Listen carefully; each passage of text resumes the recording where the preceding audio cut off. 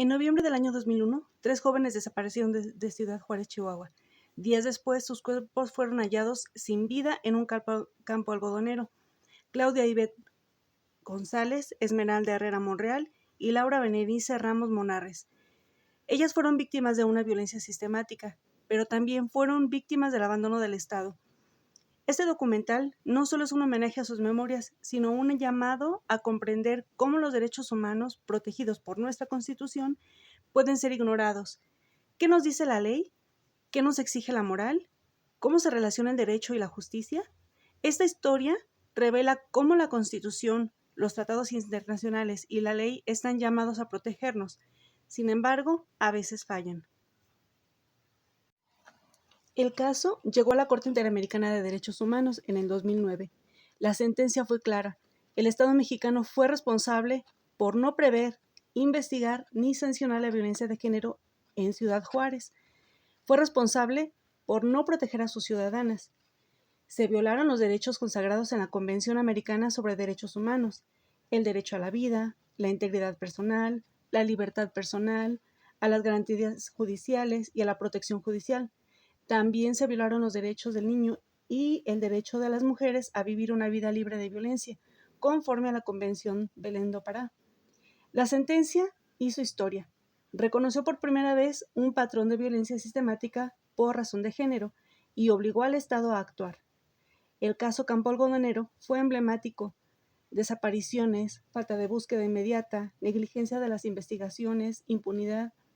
La Corte Interamericana dictó sentencia el 16 de noviembre del 2009, condenando al Estado mexicano por no proteger, investigar ni reparar los daños.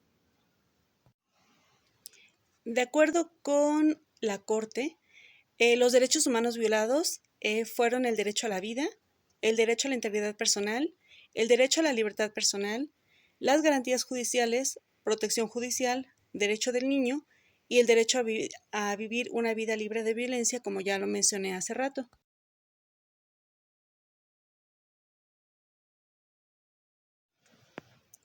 La Constitución Política de los Estados Unidos Mexicanos, promulgada en 1917 y reformada en el 2011 en materia de derechos humanos, establece en su artículo 1 que todas las personas gozarán de los derechos humanos reconocidos en esta Constitución y en los tratados internacionales de los que el Estado mexicano sea parte. ¿Qué significa esto? Esto significa que los derechos humanos internacionales tienen el mismo rango que los constitucionales. El Estado tiene el deber de prevenir, investigar, sancionar y reparar toda violación. En incumplimiento de este deber, como en el caso del campo algodonero, es una falla constitucional.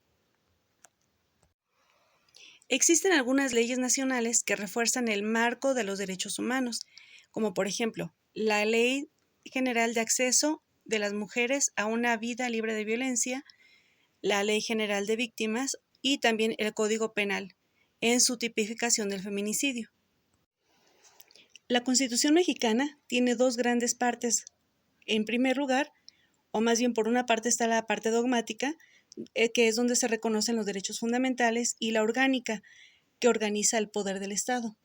Cuando una joven desaparece y no se actúa, cuando la investigación es negligente, cuando el sistema de justicia no escucha a las familias, está fallando la parte orgánica y al hacerlo también traiciona la parte dogmática.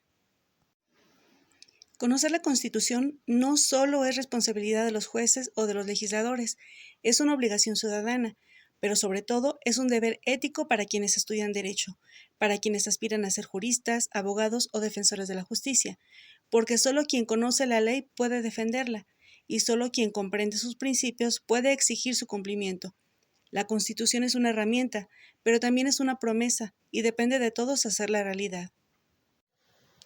El feminicidio no solo es el asesinato de una mujer, es la culminación de una cadena de omisiones, la falta de medidas de prevención, la indiferencia institucional, la cultura de la impunidad. El caso Campo Algodonero es evidencia de esta cadena. Las jóvenes habían sido reportadas como desaparecidas, pero se les ignoró. Sus familias recibieron burlas y excusas. Las investigaciones fueron torpes, parciales y contaminadas. La Corte reconoció el daño no solo a las víctimas directas, sino también a sus familias, porque se violentaron los derechos humanos también de los familiares. Se violó su integridad, su acceso a la justicia y su derecho a la verdad. La Corte Interamericana de Derechos Humanos condenó más bien al Estado mexicano crear un memorial, establecer protocolos de investigación con perspectiva de género, capacitar a funcionarios, indemnizar a las familias, ofrecer servicios psicológicos y adoptar políticas estructurales. Se inauguró la Plaza de Campo Algodonero en 2011, pero ¿esto ha bastado? Nuevos casos siguen apareciendo, la violencia persiste, la impunidad también. Es claro que la reparación debe ir más allá del gesto simbólico, debe haber voluntad política sostenida. Últimamente ha habido casos en donde se ha llevado también la situación a la Corte Interamericana de Derechos Humanos. Es decir, esta sentencia, si bien sienta un precedente, no significa que no estén presentes los derechos humanos cada vez que uno va a hacer un reporte o que se pide que se investigue un asesinato. Este caso no solo convoca a mirar de frente la relación entre el derecho, la ética y la justicia, a entender que la Constitución no puede ser una declaración vacía, que los derechos no se garantizan solos, que las leyes exigen instituciones activas y una sociedad vigente. Recordar a Claudia, Esmeralda y Laura no es suficiente. Exigir justicia es apenas el principio. Conocer la Constitución es un deber de todos los ciudadanos, pero para quienes estudian o estudiamos el derecho, es una responsabilidad mayor, porque de nosotros dependerá que el derecho sea no solo una técnica, sino también pues una conciencia, porque los derechos humanos están escritos en la Constitución, pero deben vivirse en la realidad.